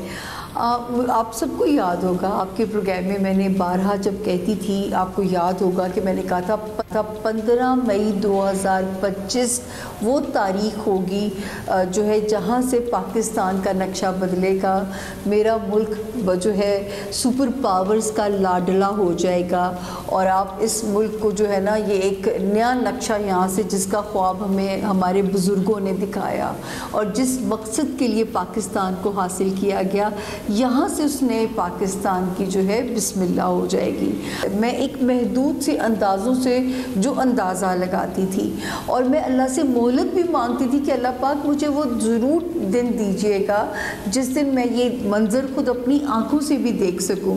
खुदा की दी हुई मोहलत से मैंने भी इंजॉय किया जब अपना ग्रीन पासपोर्ट मैंने यूएस की इमिग्रेशन पे और रशियन इमिग्रेशन पे रखा, तो एक प्राउड मोमेंट था मेरे अपने अंदर भी। तो ये जो अब पाकिस्तान की आपने नया वो देखा है, नया पाकिस्तान, ये वो नया पाकिस्तान इंशाल्लाह आने वाले साल इसकी परवाज़ में अब कोई चीज़ जो है ना वो रुकावट नहीं डालेगी। इसी तरह अल्हम्दुलिल्लाह ये जो यहाँ से नए पाकिस्तान की बुनियाद शुरू होगी, पाकिस्तान जारी रहेगी। अच्छा, ये चढ़ेगा, मैं तो बल्कि उड़ान जारी रहेगी। एक अफवाह कभी दम नहीं तोड़ती है, वो है हुकूमत की तब्दीली की। सुनाए साल के साथ ये भी अफवाहें आपको पता है गर्दिश कर रही हैं कि शायद कुछ सेटअप में तब्दीली हो जाए। शहबाज शरीफ साहब का जो वज़ीर आज़म पाकिस्तान है, उनका मुस्तकबिल क्या नज़र आ रहा है आपको नए साल में? देखिए, जहाँ तक जो है आप अगर तब्दीली की बात करते हैं तो मैं तो अब शख्सियात की तब्दीली नहीं, मुझे तो ये भी समझ में आता है कि मैं एक मेरी तब्दीली जो है पेशगोई रास्ते में है कि अभी तक पूरी नहीं हुई, कि मैं हमेशा से कहती हूँ कि पाकिस्तान में निज़ाम हुकूमत बदल जाएगा। उसका नाम क्या होगा ये गैब का इल्म है, लेकिन 2026 इस पेशगोई को फैसिलिटेट कर रहा है कि ये इस नए निज़ाम की बुनियाद 2026 पे रखी जा सकती है। अब उसकी दलील मैं इल्मी आपको इसलिए दे रही हूँ कि एक सितारा है सेट्रन, वो पोजीशन बदलने जा रहा है और जब वो ये सितारा ज़मीन को रिप्रेजेंट करता है और यही सितारा जो है ये हमारे पॉलिटिशियंस को भी रिप्रेजेंट करता है, तो ये सितारा इस वक्त अल्लाह के हुक्म से जब अपनी पोजीशन को बदलेगा तो जो है ये कोई ये नहीं होगा कि कोई तहरीक चलेगी, रेवोल्यूशन आएगा, उसके नतीजे में सब कुछ होगा। ये बड़ा स्मूथ जो है ना, ये एक अगर इक़्तिदार की तब्दीली हुई भी इक़्तिदार की नहीं निज़ाम की तब्दीली समझ में आती है। देखिए, जहाँ तक शहबाज शरीफ साहब की बात है तो ये तो है कि अक्टूबर पिछले में जो है 2025 वाला जो अक्टूबर का एंड था, वहाँ तक ये डेंजर जोन में थे, बहुत प्रेशर आ सकता था शहबाज शरीफ साहब पे। लेकिन मुल्क में जो 3 लोग जिनका सियासी सितारा स्ट्रॉन्ग है उनमें शहबाज शरीफ साहब भी हैं, तो मुझे कोई डेंजर जोन में नहीं नज़र आते। अगर कुछ होगा भी तो वो बाहमी मुफाहमत के साथ होगा, कोई ऐसा नहीं है डेंजर जोन में आपको नहीं नज़र आ रहा है। अच्छा, बिलावल भुट्टो की बात करें, इनकी पार्टी ने वज़ीर आज़म देखना चाहती है, इनका सियासी मुस्तक़बिल आपको नए साल में क्या नज़र आ रहा है? देखिए, जहाँ तक बिलावल भुट्टो साहब, मैं तो हमेशा से कहती हूँ कि जो उनकी पॉलिटिकल ग्रूमिंग है, उनके फादर हैं या उनकी फैमिली है, ऑसम उनकी ग्रूमिंग हुई है, हैट्स ऑफ है उन लोगों को। लेकिन समहाउ पता नहीं, मैं हमेशा से एक ही बात कहती हूँ और मैं उससे मुकर नहीं सकती कि मुझे ऐसे लगता है कि शायद बिलावल लंबा सस्टेन नहीं करेंगे। मुझे 2026 में आसिफा भुट्टो ज़रदारी अमली तौर पर सियासत में जो है एक्टिव होती हुई नज़र आती हैं और ये वो बच्ची होगी जो पीपल्स पार्टी की और बेनज़ीर साहिबा की लेगेसी को लेके चलेंगी और एक नाम जो है ना पीपल्स पार्टी का जो है वो सरवाइव कराने में, जब कभी ये हिस्ट्री लिखी जाएगी तो उसमें वालिदा का नाम सरवाइव कराने में जैसे जो है आसिफा भुट्टो ज़रदारी साहिबा का नाम नहीं आएगा, तो बिलावल के खतरे में। अब ये बताइएगा पीटीआई का ये 2026 आपको कैसा नज़र आ रहा है? इनके लिए कुछ बेहतरी लाएगा, रिलीफ होगा कोई? सबसे पहले तो जी अल्लाह करे ये बात सच हो जाए, लेकिन जो है मुझे अफसोस होता है कि जब अहले यूथ समझते हैं कि मैं उनके ख़िलाफ़ पेशगोई कर रही हूँ, हालांकि मैंने पेशगोई ये सितारे जो है ना इनकी लैंग्वेज को थोड़ा बहुत डीकोड करने का इल्म मुझे आता है, तो वो मैं गलत भी साबित हो सकती हूँ। लेकिन इससे पहले 23 वाले साल में मैं कहती थी आइसोलेशन नज़र आती है, उसके बाद हम पहुँचे 25 वाले साल में 25 वाले साल में मैंने कहा था 25 मई 2025 से पहले रिहाई का इम्कान मौजूद है, लेकिन मैं ये नहीं कह सकती कि जो है उसके बाद जो अगर ये ना इनके लीडरान ने कोशिश की, जो कि मैंने तो कह भी दिया था कि मुझे लगता है उनके लीडरान ही नहीं चाहते कि वो बाहर आएँ, और उसके बाद अगर ये नहीं मुमकिन होता तो फिर थोड़ा सा घेरा तंग हो जाएगा। अब जब हम पहुँचे 2026 में तो यकीन कीजिए एक तीसरा चांस मिलने जा रहा है, जो कि जनवरी पूरा और फरवरी के सेकंड वीक तक जो है लास्ट करता है। अगर इसमें कुछ फ्लेक्सिबिलिटी के साथ ही लोग कोशिश, क्योंकि अगर रिहाई है तो वो डील के ज़रिए ही मुमकिन है। अगर कोई कहेगा कि जी प्रेशर डाल के धरने दे के इस तरह रिहाई करा, कोशिश करें तो बन जाए, लेकिन बहुत ज़्यादा रोशन इम्कान नहीं है। आम पाकिस्तानियों के लिए उनके मसाइल माशी हैं, ज़ाहिर है। होपफुली हम उम्मीद करेंगे, दुआ करेंगे कि पाकिस्तान के लिए भी, पाकिस्तानियों के लिए भी साल बेहतर साबित हो। बहुत शुक्रिया आपका सामिया खान साहिबा, thank you so much for your time. As usual आपने हर साल की तरह हमारे लिए वक्त निकाला, and a lot of people have interest in this. Break के बाद हाजिर होते हैं जी। Happy new year, good morning. Welcome back जी। आपने खूबसूरत हंसी सुन ली होगी। Rohan Abbas is with us, one of the finest contestants from Pakistan Idol. ये बचपन में ही अपना लोहा मनवा चुके थे। आपको याद होगा क्रॉस द बॉर्डर एक रियलिटी शो हुआ था, छोटे उस्ताद। उसके दरअसल छोटे उस्ताद मतलब विनर एक्चुअली यही थे, यही हैं, और आज उनकी सालगिरह भी है, and he is kind enough to take out time for us. Rohan, welcome to Geo Pakistan. Happy birthday and a very happy new year to you. Thank you so much. A very happy birthday to you, Abdullah bhai. मेरे तो birthday नहीं है। Happy New Year. Happy New Year to you. Actually, आज के दिन में ना ये एक बड़ी मज़ेदार बात है कि मैं किसी को दिल खोल के हैप्पी न्यू ईयर नहीं कह पाता, क्योंकि आपके मुंह से हैप्पी बर्थडे निकलने वाला होता है। क्योंकि वो मुझे हैप्पी बर्थडे का वेट होता है। I'm sure. So रोहान, आपसे हम बहुत सारे गाने सुनेंगे, आपके जर्नी के बारे में भी बात करेंगे। आज का हमारा शो पैक्ड है, बहुत सारे मेहमान हमारे साथ ऑलरेडी मौजूद हैं in different parts of Pakistan as well. और इससे पहले हम हामिद मीर साहब से बात कर रहे थे और उनसे पूछ रहे थे कि साल 2026 पाकिस्तान के लिए कैसा रहेगा। हमने एस्ट्रोलॉजी की बात भी कर ली, लेकिन हम साथ ही ज़रा तज्ज़ियाकारों की गुफ्तगू भी शामिल करते जाएंगे साथ साथ। सो हमारे साथ मज़हर अब्बास साहब अभी मौजूद हैं, पे महमल होंगी, और मज़हर अब्बास साहब हमें बता रहे हैं कि उनकी नज़र में 2026 में पाकिस्तान के लिए सबसे बड़ा चैलेंज क्या होगा। देखिए, बैनुल-अक़वामी सतह पर अगर हम देखें तो इस वक्त जो बांग्लादेश में फरवरी में इंतखाबात हो रहे हैं, वहाँ जो सियासी तब्दीली आएगी, नज़र ये आता है कि वो पाकिस्तान के लिए बहुत बेहतर सूरत हाल सामने आ सकती है। पाकिस्तान और पाकिस्तान बांग्लादेश के दरमियान ताल्लुकात बेहतर होते हैं तो ये भारत के लिए कोई बहुत अच्छी खबर नहीं होगी। अगर हम उसके अलावा देखें तो अफ़गानिस्तान की जो सूरत हाल है और पाकिस्तान के हवाले से जो पाकिस्तान में दहशतगर्दी हो रही है और अफ़गानिस्तान की काफ़ी हद तक इसमें जो है मुबैना तौर पे इन्वॉल्वमेंट नज़र आती है तालिबान की, उसके बारे में कोई डिसाइसिव जो है फैसला हो सकता है।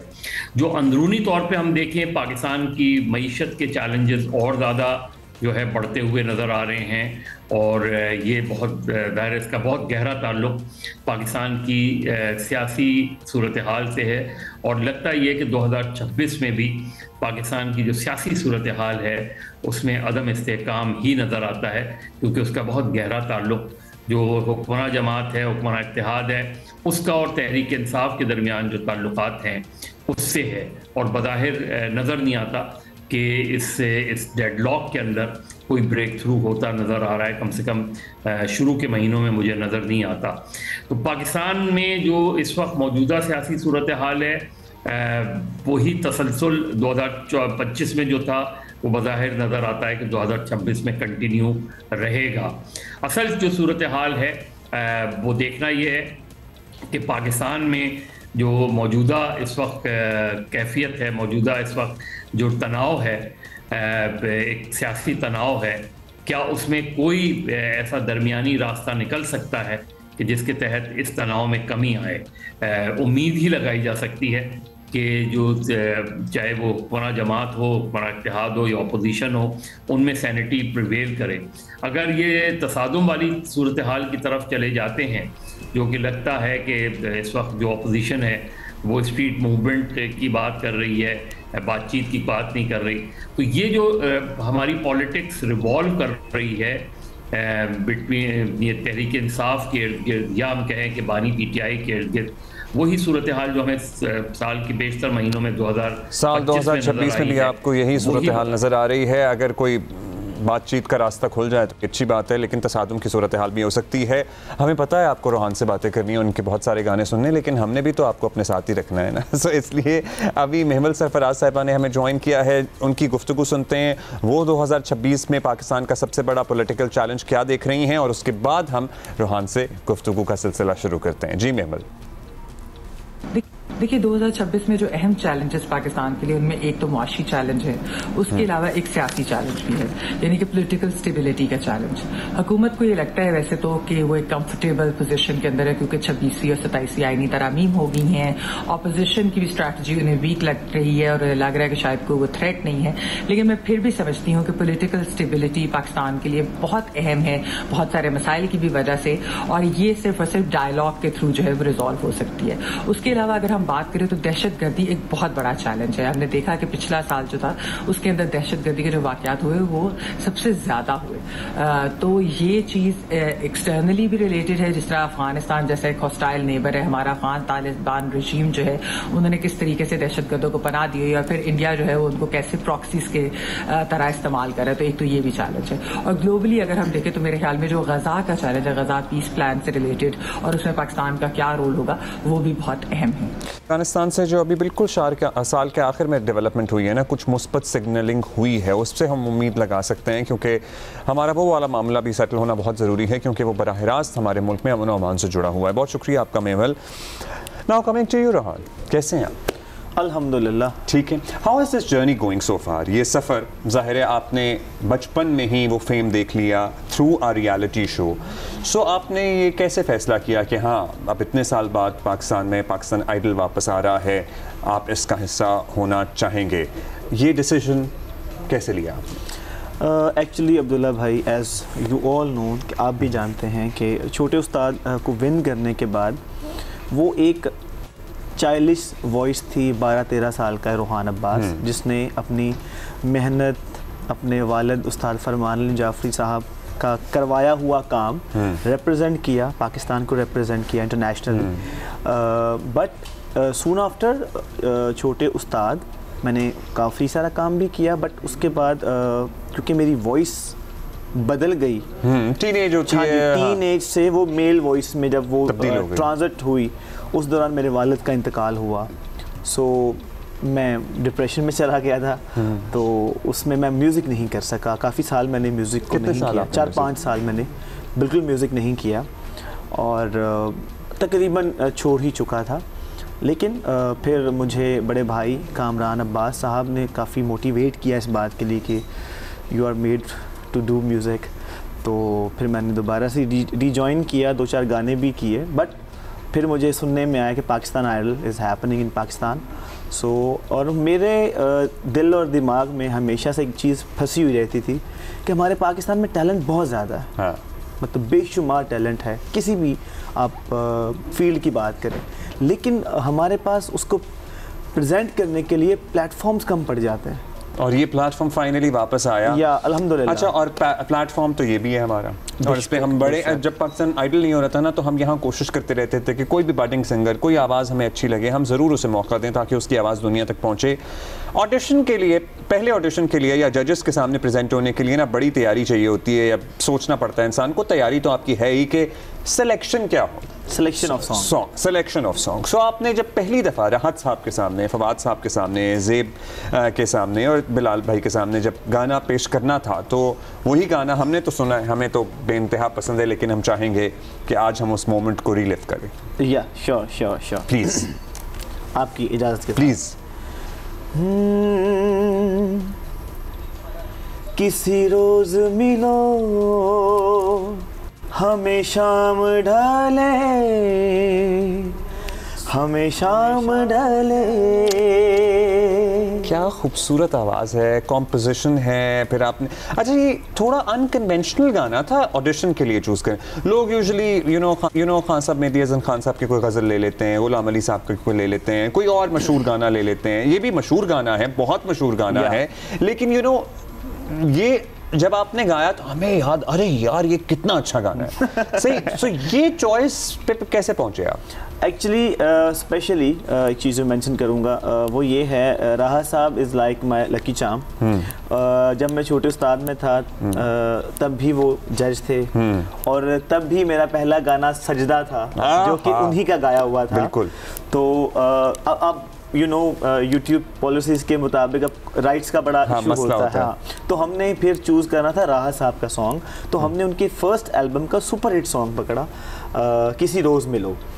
तो ये एक पहला रीज़न हो गया। सेकंड थिंग ये थी, मैं उठते ही अपना आप ऐसे ओपन नहीं करना चाह रहा था। सही। थोड़ा स्लोली, ग्रेजुअली आप अपनी रेंज दिखाना चाह रहे थे, स्टेप बाय स्टेप। और साथ बस खबरें भी आपको पता आती रहती हैं, आ रही हैं। सो न्यूयॉर्क टाइम्स स्क्वायर पे भी हमने आपको थोड़ी देर पहले, आपने जियो न्यूज़ पे देख लिए होंगे विजुअल्स, वहाँ सेलिब्रेट किया जा रहा है न्यू ईयर्स। और वहीं पर आज न्यूयॉर्क से भी खबर आई है कि ज़ोरान ममदानी ने भी अपना हलफ उठा लिया है। आगे चल के हम आपको ये विजुअल्स भी दिखाएंगे। अच्छा, you come from a musical family, बहुत से लोगों को पता होगा, नहीं पता होगा। शौकत अली साहब आपके सगे ताए हैं? जी, वो मेरे ताया अब्बू भी हैं, और एक्चुअली मेरी अम्मी की और अब्बा की जो शादी है, कज़न है, वो कज़न मैरिज है। तो अम्मी की तरफ से अम्मी के वो सगे मामू हैं। सही है। तो वो नाना भी लगे, तो अब्बू के वो कज़न हैं। So it's a little complicated. वो ताया भी लगे और मेरे उस्ताद भी हैं। तो मतलब when everybody is a singer in the family, so आपने अपने चचा को भी याद किया, एक ट्रिब्यूट भी दिया उनकी परफॉर्मेंस को। उनकी कॉम्पोजिशन थी गालिबन? नहीं, वो उनकी कॉम्पोजिशन नहीं थी, वो कॉम्पोजिशन थी सलामत अली खान साहब की, और एक ख्वाजा गुलाम फरीद साहब की काफ़ी थी। हाँ बिल्कुल, बड़ा इमोशनल वो मोमेंट था, हमने देखा भी। So when you are choosing कि हाँ जी हम इस बच्चे को इससे सिखाएंगे, ये कैसे फैसला होता है? एक्चुअली इट्स डिपेंड्स कि आपका मिजाज क्या है और आपके म्यूज़िक का मिजाज क्या है, और आप सीखने के लिए किसको एडमायर करते हैं, किसको सुनते हैं। शौकत साहब ज़ाहिर सुपरस्टार हैं, तो वो हमारी फैमिली में इससे बड़ा सुपरस्टार ना उनसे पहले कोई हुआ, और आई गेस उनकी बस नाम की और उनकी इज्जत की अगर हम वो बोझ उठा पाएँ, उसको कैरी कर पाएँ, उनकी लेगेसी को, तो it's a very big achievement. उनका एक गाना मुझे याद आ रहा है, कदीते हंस बोल। सो अगर आप हमारे लिए 2 बोल गाना, क्योंकि हम अपने शो में उन्हें ज़ाहिर याद करते रहते हैं, ट्रिब्यूट देते हैं उन्हें।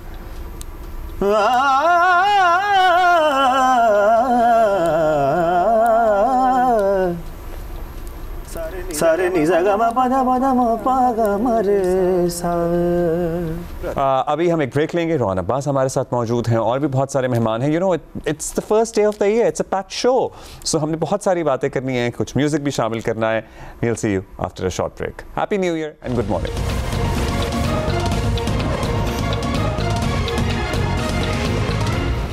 वेलकम बैक जी। और हैप्पी बर्थडे के मैसेजेस आना शुरू हो गए हैं रोहान के लिए। तोहफे कितने मिले हैं आपको? सर अमूमन तो मुझे बहुत ज़्यादा मिलते हैं, क्योंकि पंजाब में होता हूँ।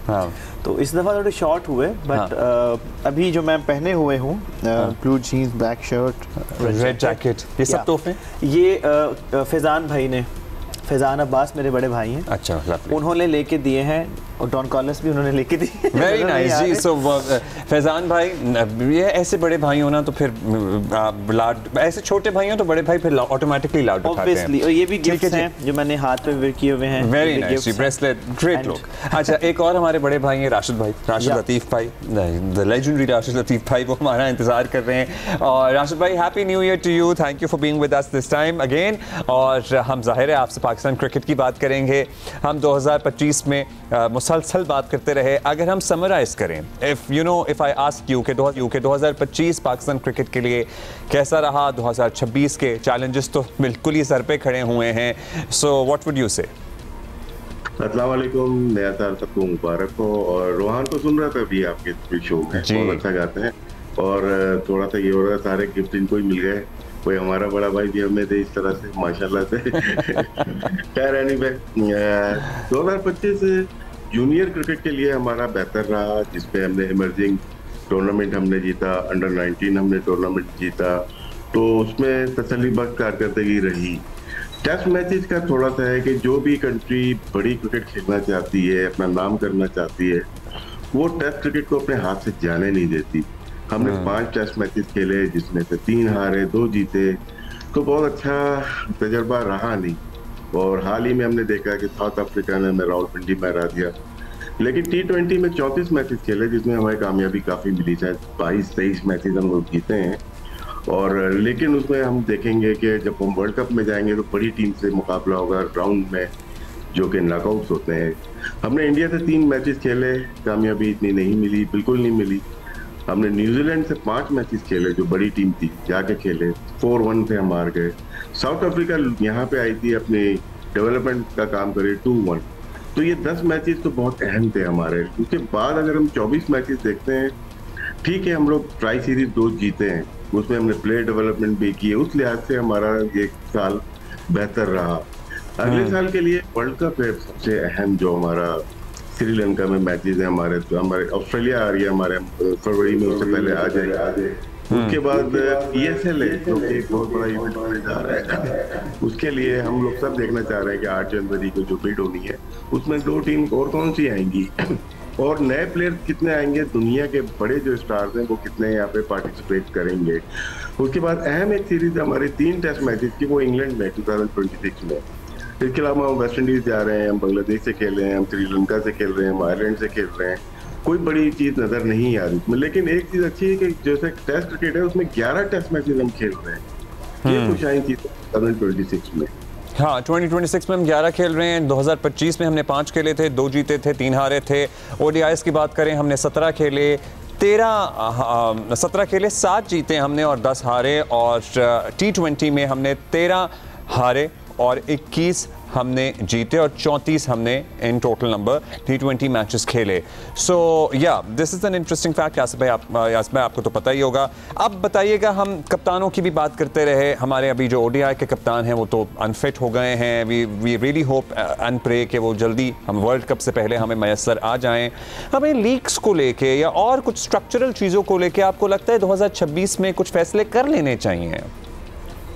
कर लेने चाहिए थे कप्तानी के लिए, स्पेशली T20। देखें, अभी हम हाल ही में अगर भारत का देखते हैं, शुभमन गिल को ड्रॉप कर दिया, वाइस कैप्टन थे उनके।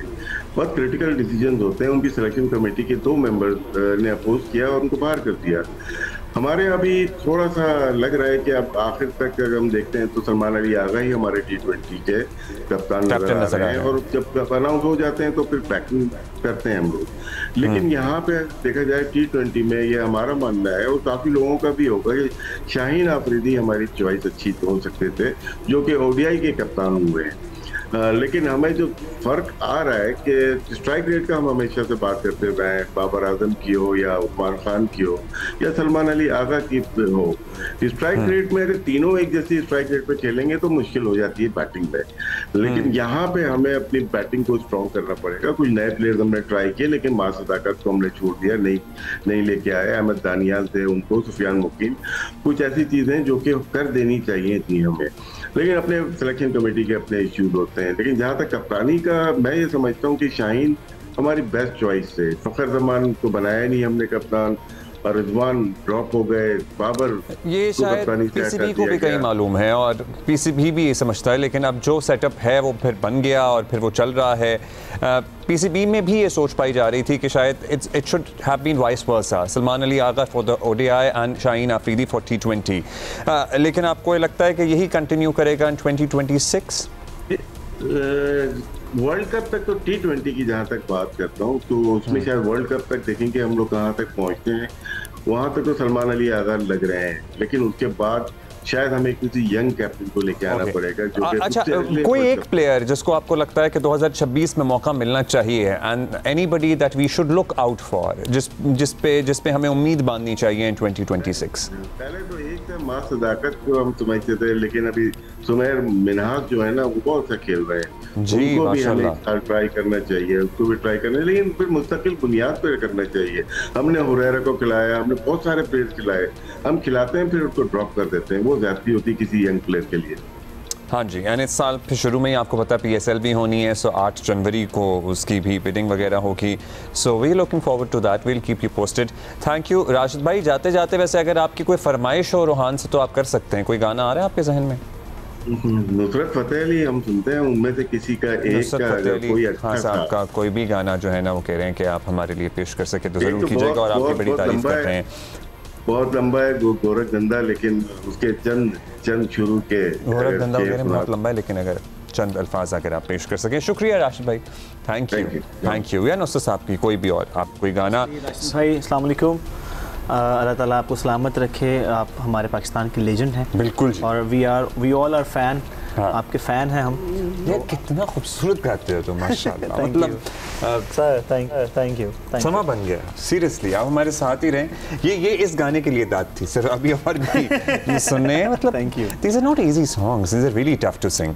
सो आपको पता है हमारे शो का आप, आई एम श्योर आप ये कह सकते होंगे कि आप बड़े हुए हैं शो देखते हुए। So you know these are young guys, और मुनीर फारूक का भी हमारा इंतज़ार कर रहे हैं। उनसे भी हमने पूछा है 2026 पाकिस्तान के लिए सबसे बड़ा चैलेंज ऑन सियासी फ्रंट क्या हो सकता है। सो ये उनकी राय है।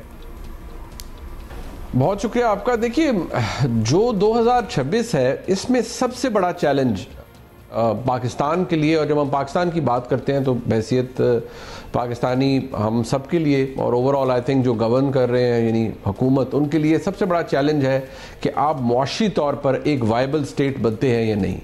देखिए, 2 साल का अरसा मार्च में मुकम्मल हो जाएगा इस हुकूमत का। बिल्कुल बात दुरुस्त है कि मुआशी इशारे बेहतर हुए हैं, कीमतों के बढ़ने की रफ्तार बहुत कम हुई है, यानी जिसे हम इन्फ्लेशन रेट कहते हैं, लेकिन जो इकोनॉमिक डिविडेंड है वो आम आदमी तक आज तक नहीं पहुंच सका, और आज भी आम आदमी स्ट्रगल कर रहा है। यानी आपके मुल्क में रिकॉर्ड अनएम्प्लॉयमेंट है, सतह गुर्बत से लोग रिकॉर्ड नीचे हैं, बहुत से मसाइल हैं। आपके मैक्रो इकोनॉमिक इंडिकेटर्स बहुत अच्छे हैं, बेहतरी उनमें आई है। नोज डाइव से बचाया शहबाज शरीफ साहब ने बहैसियत वज़ीर-ए-आज़म PDM-1 की हुकूमत में। ओवरऑल एक छोटा मोटा रिफॉर्म करने की भी कोशिश की है, लेकिन जो आम आदमी का मसला है वो आज भी वही है कि उसकी कुव्वत ख़रीद नहीं बढ़ी। अब इसका वाहिद हल ये है कि मुल्क में कोई मेजर इन्वेस्टमेंट आए, जो हुकूमत है वो अपनी बेल्ट टाइटनिंग करे, कुछ ऐसे रिफॉर्म्स लाए जाएं जिससे मुल्क मुआशी तौर पर एक वायबल स्टेट बने, और हमारी जो डिपेंडेंस है वो विद एवरी पासिंग ईयर वो कम हो एक्सटर्नल फैक्टर्स के ऊपर, या जो एक्सटर्नल हेल्प हम लेते हैं उस पर कम हो।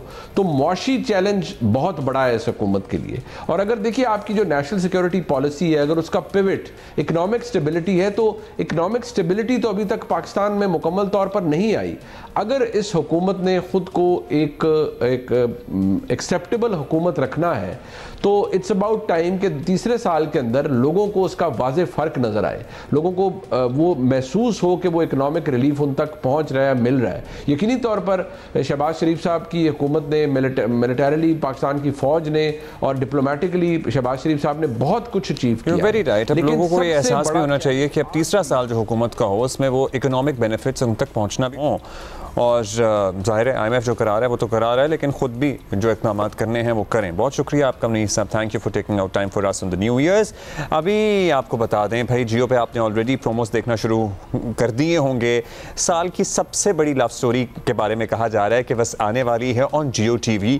टाइटल है इसका हमराही। इसमें super duper star Danish Taimoor और हिबा बुखारी दोनों की जोड़ी है, और ये जोड़ी पहले भी तारीख रकम कर चुकी है, एक और ड्रामे में नजर आ रही है। And Danish Taimoor looks different this time, and Hiba Bukhari भी, दोनों बहुत अच्छे लग रहे हैं, और इसका OST भी आ गया। So we are really looking forward to it. आज से काउंटडाउन शुरू हो रहा है इसका।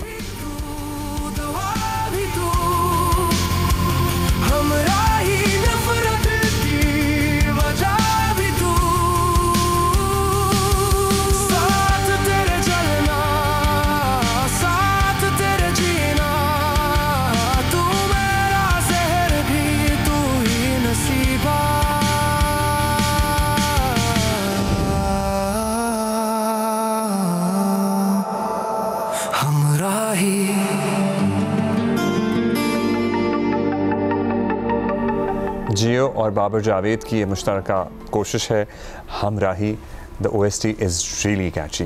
बाय द वे इसको तो मैं सुनने वाला हूँ आफ्टर दिस शो। और ब्रेक लेंगे। रोहान अब्बास हमारे साथ मौजूद हैं, इनके भी ये फेवरेट हैं, दानिश और हिबा दोनों कह रहे हैं जी मेरे फेवरेट हैं। सो होपफुली आपको ड्रामा जल्द मिले जिसका OST, इन दोनों का ड्रामा जिसका OST आपसे गवाया जाए इंशाल्लाह होपफुली। ठीक है, जियो तक हमने ये फरमाइश पहुँचा दी है। सो हम एक ब्रेक के बाद हाजिर हो रहे हैं।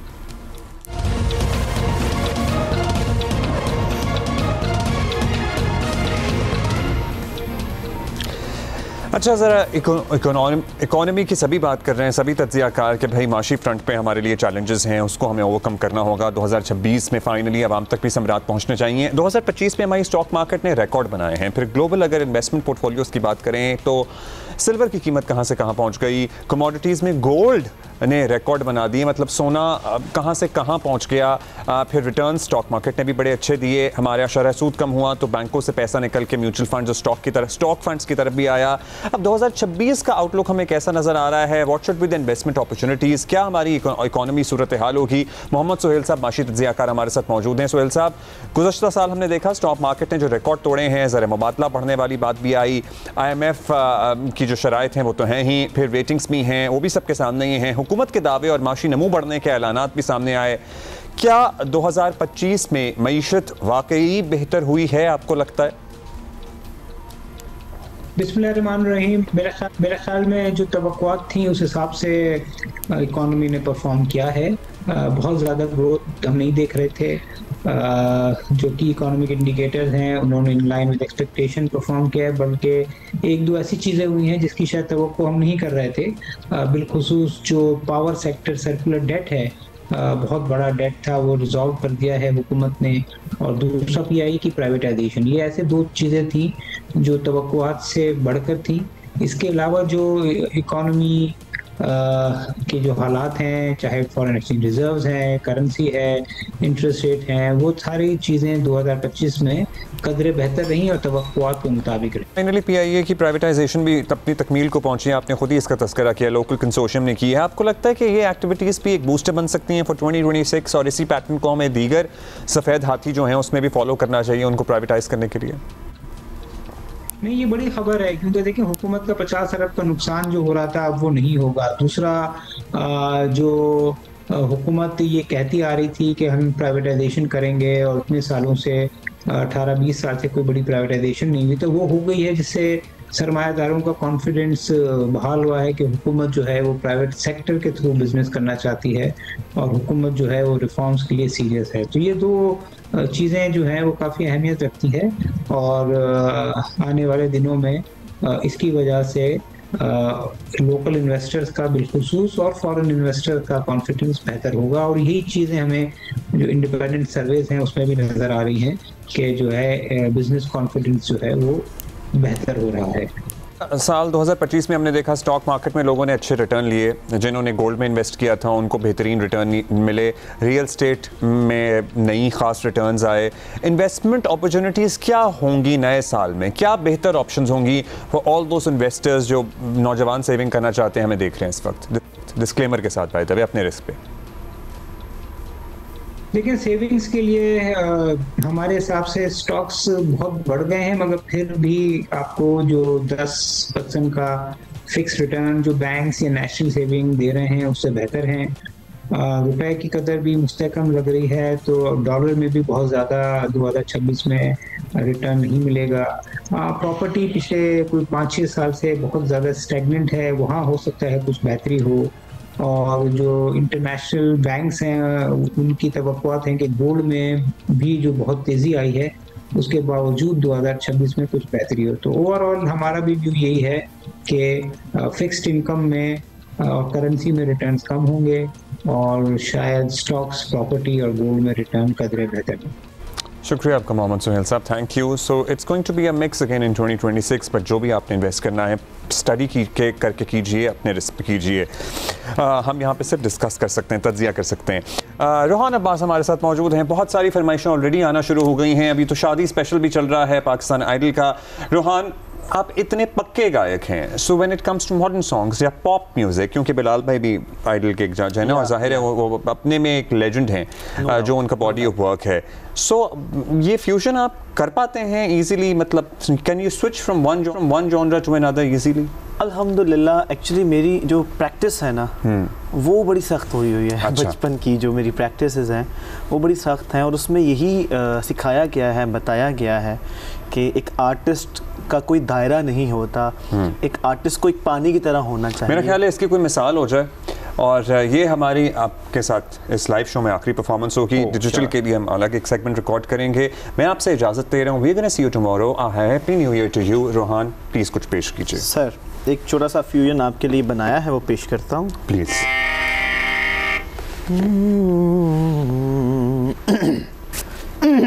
ये क्लासिकल टू वेस्टर्न में जाएगा।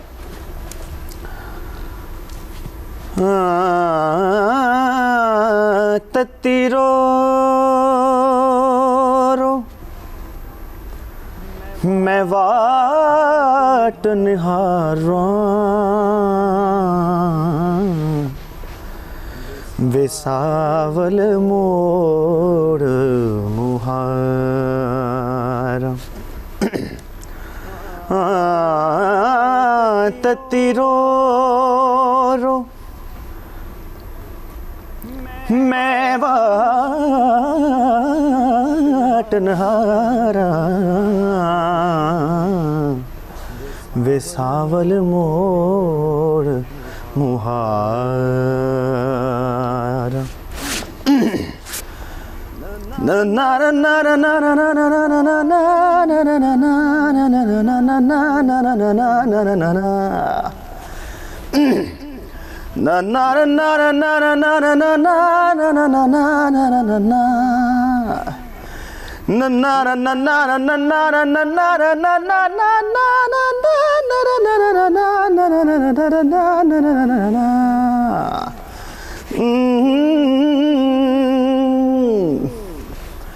पहले था चुराया जो, घर था फिर बनाया जो, दिल वही क्यों तोड़ भी दिया है।